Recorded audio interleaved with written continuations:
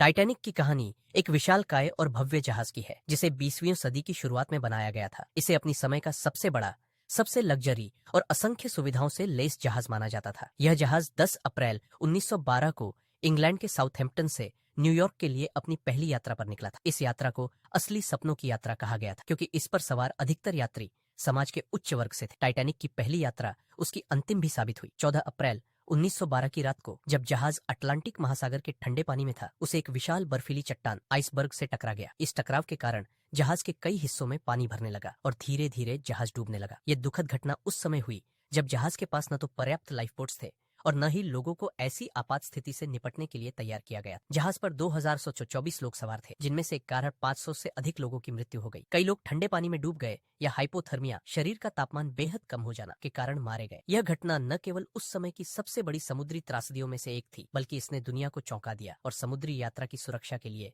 नए नियम बनाए गए। टाइटैनिक की कहानी ने दशकों से लोगों को प्रभावित किया है और इस पर कई किताबें, फिल्में और दस्तावेजी फिल्में बनाई गई हैं। 1997 में बनी टाइटैनिक फिल्म, जिसमें लियोनार्डो डिकैप्रियो और केट विंसलेट ने मुख्य भूमिका निभाई थी, ने इस दुखद कहानी को फिर से जीवंत कर दिया और इसे पीढ़ियों तक यादगार बना। टाइटैनिक की कहानी मानव महत्वाकांक्षा, प्रकृति की अपार शक्ति और उन दुखद घटनाओं का प्रतीक है जो हमेशा के लिए इतिहास के पन्नों में दर्ज हो जाती है।